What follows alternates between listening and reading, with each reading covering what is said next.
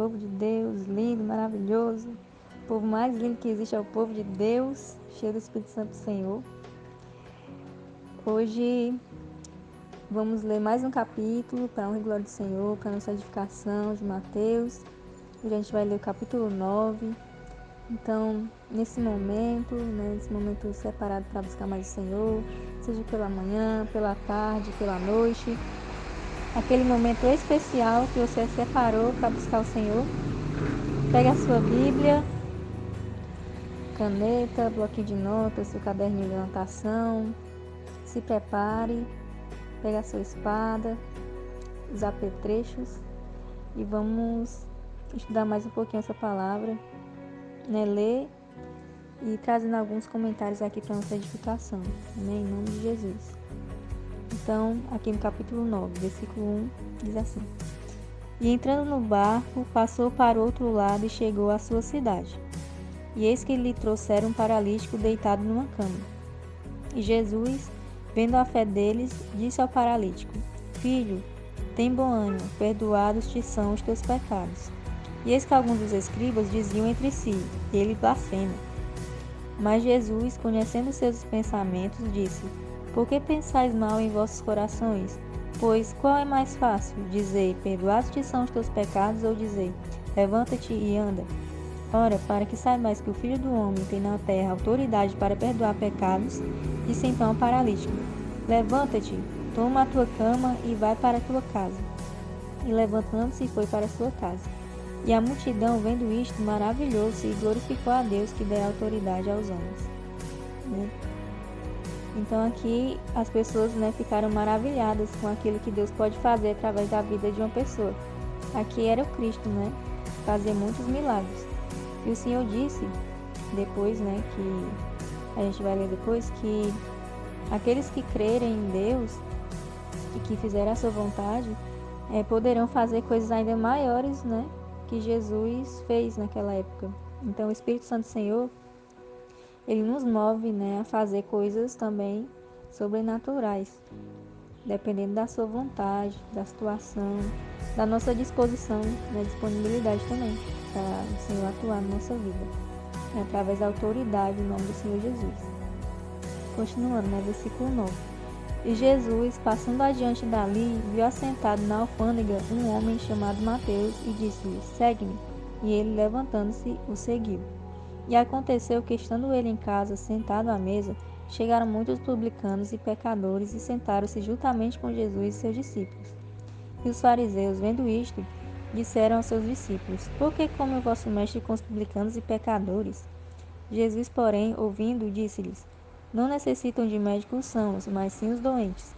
Ide, porém, e aprendei o que significa misericórdia quero e não sacrifício, porque eu não vim a chamar os justos, mas os pecadores ao arrependimento.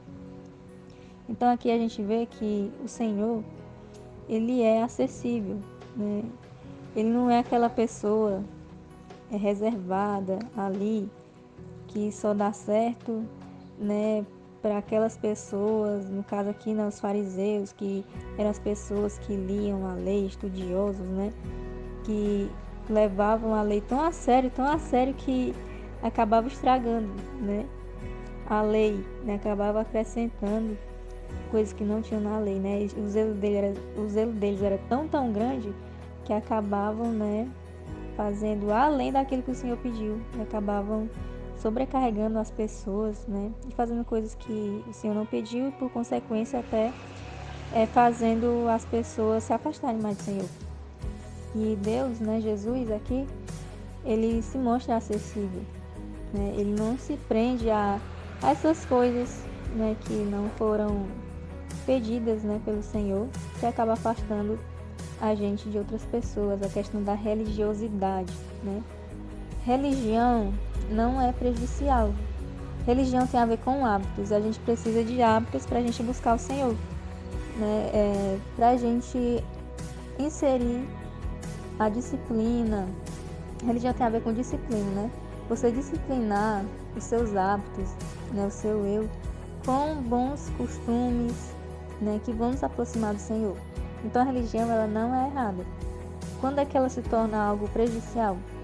quando a religião passa a ser a religiosidade, né? Quando certos princípios ou valores que o Senhor nem colocou na palavra, mas que o homem ele acaba colocando, né? Acaba afastando as pessoas do verdadeiro evangelho, do verdadeiro significado da palavra do Senhor, né? Que é a misericórdia, que é o perdão, que é conviver, né, com as pessoas direitinho, que é andar na luz, andar direitinho, guiados pela palavra do Senhor. Então a religiosidade acaba cegando as pessoas, né? Deixando de ver o simples, aquilo que Deus pediu, e fazendo com que as pessoas creiam que só fazendo daquele jeito ali que aquela pessoa determinou é que a pessoa vai ser salva, por exemplo, né? E são coisas que não estão ali na palavra do Senhor. A palavra do Senhor é bem simples, né? Não é um bicho de 7 cabeças, e algumas pessoas têm até medo de ler a palavra do Senhor, ou até uma resistência porque existe essa religiosidade, né? Acha até impossível seguir a Jesus. Não é. O Espírito Santo ele vai tocando no nosso coração, e aquilo que não é nosso ele vai tirando, né? Naturalmente a gente nem vai sentir falta, né? São coisas que a gente não necessita, né? Não precisa. E aí a gente vê aqui, né, no versículo 3, que ele diz: Ide, porém, e aprendeu o que significa misericórdia quero e não sacrifício.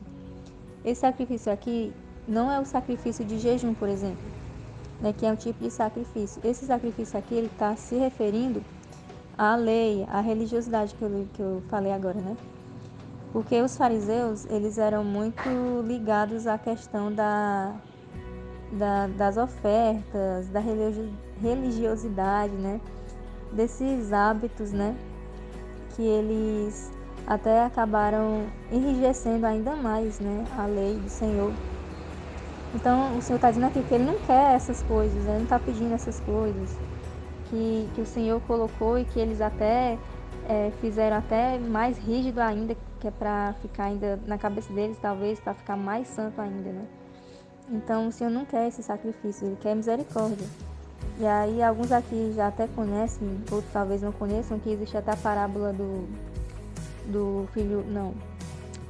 bom samaritano, né, que tem o sacerdote, o levita, que eles passam, né, por cima não, mais próximo, né, daquela pessoa que está ali ensanguentada, e aí eles não vão atrás daquela pessoa, não ajudam aquela pessoa porque eles estavam muito ocupados ali para fazer o que tinha que ser feito ali no templo, no serviço, e também tinha a questão da lei que não podia pegar em defuntos, né?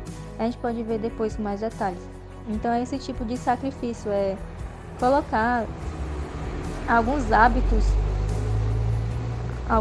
dizendo assim, eu não vou ajudar porque não é da igreja, não vou ajudar porque, né, colocando coisas assim para não exercer a misericórdia que Deus quer que a gente exerça, né? Colocando a religiosidade acima, né, do amor de Deus, acima até de Deus, né? Tem gente que coloca alguns dogmas, né? Algumas regras que não estão na Bíblia acima até mesmo da palavra do Senhor, né? Coisas que dizem assim, se você não fizer isso, você não vai ser salvo, sendo que não é isso que determina, né? Que vai influenciar a nossa salvação. Então, sigamos aqui, né? Versículo 14. Então chegaram ao pé dele os discípulos de João, dizendo: Por que jejuamos nós e os fariseus muitas vezes, os teus discípulos não jejuam? E disse-lhe Jesus: Podem porventura andar tristes os filhos das bodas, enquanto o esposo está com eles? Dias, porém, virão, em que lhes será tirado o esposo, então eles jejuarão. E ninguém deita remendo de pano novo em roupa velha, porque semelhante remendo rompe a roupa e faz-se maior a rotura. Nem se deita vinho novo em odres velhos. Aliás, rompem-se os odres, entorna-se o vinho, e os odres estragam-se, mas deita-se vinho novo em odres novos, e assim ambos se conservam. Odres é uma espécie de... como se fosse uma bolsa de couro da época, né? Eles pegavam couro e faziam uma espécie de bolsa, e aí quando eles iam para algum lugar, né, eles colocavam vinho lá, e aquele vinho ele era conservado naquela bolsa de couro. E aí Deus estava falando aqui a respeito do jejum, né? Para que serve o jejum? O jejum aqui é justamente para nos renovar, renovar o nosso ser, a nossa mente, a nossa alma, para a gente receber o novo, né, de Deus, que é através do Espírito Santo do Senhor. Então, naquela época, eles não jejuavam porque Jesus estava com eles, né? Então, eles estavam ali sendo renovados todos os dias ali com o Senhor, ouvindo, né, os seus ensinamentos, vendo as coisas que o Senhor fazia, as orientações, né? Então, eles estavam sendo renovados ali. Mas nós agora, né, que nós temos o Espírito Santo do Senhor, nós precisamos estar jejuando, nos consagrando, né, nos renovando para receber o Espírito de Deus. Então, continuando aqui. Dizendo-lhe ele estas coisas, eis que chegou um principal e o adorou, dizendo: Minha filha faleceu agora mesmo, mas vem, impõe-lhe a tua mão e ela viverá. Aí a gente lembra do centurião, né? O centurião só pediu para o Senhor dizer uma palavra. Aqui, esse, né, já está pedindo para ele ir lá, né? E Jesus, levantando-se, seguiu ele e os seus discípulos. E eis que uma mulher que havia já 12 anos padecia de um fluxo de sangue, chegando por detrás dele, tocou a orla de sua roupa, porque dizia consigo: Se eu tão somente tocar sua roupa, ficarei sã. E Jesus, voltando-se e vendo-a, disse: Tem ânimo, filha, a tua fé te salvou. E imediatamente a mulher ficou sã. E Jesus, chegando à casa daquele principal e vendo os instrumentistas e o povo em alvoroço, disse-lhes: Retirai-vos, que a menina não está morta, mas dorme. E riam-se dele. E logo que o povo foi posto fora, entrou Jesus, pegou-lhe na mão e a menina levantou-se. E espalhou-se aquela notícia por todo aquele país. 27. E partindo Jesus dali, seguiram-no 2 cegos, clamando e dizendo: Tem compaixão de nós, filho de Davi.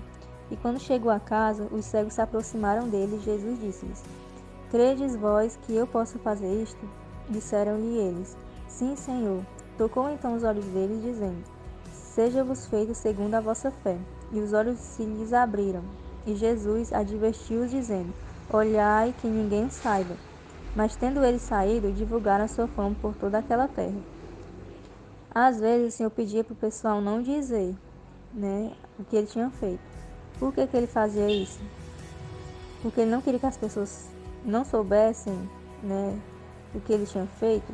Não. Mas existia um momento de falar. E naquele momento ele não queria que ele dissesse. Por quê? Porque Jesus estava já muito cheio ali de pessoas ao redor dele, de multidão. E em alguns momentos a gente lê que ele tem uma certa dificuldade de entrar em algumas cidades, já justamente por causa da multidão. E aí ele pediu para o pessoal não falar agora, porque quando o Senhor ele faz uma coisa na nossa vida, a gente pode até ficar calado, mas as pessoas ao redor elas vão perceber, né?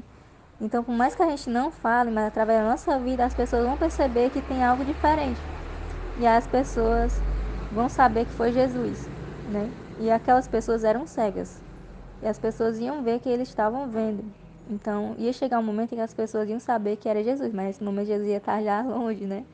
Mas as pessoas, o milagre é tão grande, a alegria é tão grande que elas não conseguiam se conter. E falavam, né? E diziam, né? Que o que tinha acontecido. E a multidão só apertava mais e mais Jesus, né? Tanto que a mulher do fluxo de sangue quase não consegue pegar na orla de Jesus, porque era muita gente. E as pessoas, até os discípulos, até se perguntando: Mas Jesus, como é que você não sabe quem foi que ele pegou, né? Que tem tanta gente aqui. Mas é porque a mulher pegou com fé, né? Ali. Não estava só ali, não estava só existindo, coexistindo com Jesus, né? Ela estava realmente crendo, né? E ali ela tocou no coração do Senhor, não foi só na veste, né? Ela tocou no coração de Deus, né? E também fica uma reflexão pra gente. Muitas vezes a gente vai só pra igreja, ou tem só o hábito da religiosidade mesmo, né? Mas não toca no coração do Senhor, né? Não chega ali diante do altar de Deus. E o Senhor, Ele quer que a gente creia, né? Ele perguntou pros cegos, né? Vocês creem? E crer é muitas vezes a gente imaginar as coisas acontecendo, né? Orar ao Senhor e realmente imaginar Deus fazendo ali e esperando, né, o momento ali, realmente vislumbrar que Deus vai fazer, né? Imaginar. Quantas vezes eu orei ao Senhor pela conversão da minha família, mas no dia a dia eu achava que não ia acontecer. Hoje eu já tenho orado diferente, eu já tenho imaginado, né, minha mãe indo para a igreja, meu pai, meu irmão se batizando, então eu já oro já para que isso também aconteça, né? Então, até isso reflete na nossa oração. Às vezes a gente ora por algo, né, mas não crê que vai acontecer. Às vezes a gente só quer que aconteça, mas às vezes a gente não imagina acontecendo, né? Então, o Senhor ele quer que a gente creia verdadeiramente, né? Que a gente toque o seu coração. A forma que a gente busca Ele também, né? A mulher ela teve que romper muitas coisas aqui em Mateus não fala muito, né? Em outro evangelho fala mais. É que ela teve que romper com muitas coisas para chegar até Jesus e tocar o seu coração, né? Então mais adiante, na próxima oportunidade, eu falo mais. Por isso que ela tocou no coração de Deus, né? Não foi só na veste. Continuando, senão eu vou pregar aqui meia hora. 32, versículo 32. E havendo-se eles retirado, trouxeram-lhe um homem mudo e endemoniado. E expulso o demônio, falou mudo. E a multidão se maravilhou, dizendo: Nunca tal se viu em Israel. Mas os fariseus diziam: Ele expulsa os demônios pelo príncipe dos demônios. Olha aí. Aí a gente vê que no Sermão da Montanha, ele disse que muitos iam chegar até ele e dizer assim, que Senhor, Senhor, em teu nome eu preguei, em teu nome expulsei demônios. E aí a gente viu lá, né, que iam chegar pessoas que iam expulsar demônios, mas que não era bem ali da parte de Deus, né? Ou porque a pessoa criava, né, achava que ali era um demônio, não era, né? Então criava toda aquela situação achando que era um demônio e aí expulsava, né, aquele demônio achando que era um demônio, ou então começava a ver demônio onde não existia, né? Por exemplo, acontecia uma coisa, né, na igreja ou em casa, aí dizia que era o demônio, não é, né? E aqui Jesus ele expulsou o demônio e ele foi julgado dessa forma. A gente tem que ter muito cuidado, né, quando a gente for ver a situação de uma pessoa expulsando demônio, porque pode ser também, né? Então, como é que a gente vai diferenciar quando a pessoa está expulsando demônio da parte de Deus e quando não é? É pelos frutos, né? Que a gente também vê no livro de Mateus. Mateus, capítulo 7, versículo 16, que a gente leu. Que a gente conhece a pessoa pelos frutos, né? Então, se a pessoa falar em línguas, expulsar demônios, profetizar não é o dom da revelação. Muitas vezes a gente confunde, né? Profetizar é o dom de pregar mesmo, né? Eu estou aqui profetizando para vocês, estou pregando a palavra do Senhor, né? Então, como é que a gente vai conhecer? Pelos frutos da pessoa, como é que ela é no dia a dia, né? Se ela está realmente buscando seguir, não é que a pessoa é perfeita, que não existe, né? Mas uma pessoa que tem um coração quebrantado, que quer fazer certo, mesmo que às vezes não consiga fazer, mas que tem a vontade de fazer e busca e tenta fazer, né? Tem um coração quebrantado, quer fazer, né? Quer se envolver, quer buscar o Senhor, quer fazer diferente, quer deixar Deus agir, tem aquela fome e sede, né? Para Deus transformar a vida dela e transbordar, né? Então a gente vê pelos frutos, né? Quando a pessoa ela busca, ela começa a desenvolver os frutos do Espírito Santo, que a gente vai ver lá em Gálatas, né? Com os frutos do Espírito Santo, que eu até já falei aqui também em outro áudio. E aí continuando, versículo 35. E percorria Jesus todas as cidades e aldeias, ensinando nas sinagogas deles, pregando o evangelho do reino e curando todas as enfermidades e moléstias entre o povo. E vendo as multidões, teve grande compaixão delas, porque andavam desgarrados e errantes, como ovelhas que não têm pastor. Então disse aos seus discípulos: A seara é realmente grande, mas poucos os ceifeiros. Rogai, pois, ao Senhor da seara, que mande ceifeiros para a sua seara. Amém? Então, a seara, né, que é o mundo aí afora, né, está precisando muito, muito de orientação, precisando muito de conhecer a palavra de Deus. Hoje eu estava meditando um pouquinho, que eu gosto de orar e depois eu faço a meditação, que é um exercício de concentração, né, de respiração. E aí me veio essa palavra, né, essa reflexão da verdadeira liberdade, da verdadeira paz, do verdadeiro amor. Tem muitas pessoas vivendo uma liberdade que não é verdadeira, vivendo uma paz que não é verdadeira, vivendo um amor que não é verdadeiro, né? É uma distorção que o inimigo está fazendo e plantando no mundo. E as pessoas estão aceitando como verdade, mas não é. E nós que estamos conhecendo a palavra do Senhor, nós precisamos, né, mostrar o caminho do verdadeiro amor, da verdadeira vida, né? E a gente vê através da palavra do Senhor, dos ensinamentos de Deus. E esse amor, essa verdadeira vida, né, ela vai ser disseminada, ela vai ser pregada, né, mostrada através da nossa própria vida, né? Então não adianta só a gente conhecer, a gente tem que realmente receber a palavra de Deus e praticar, né?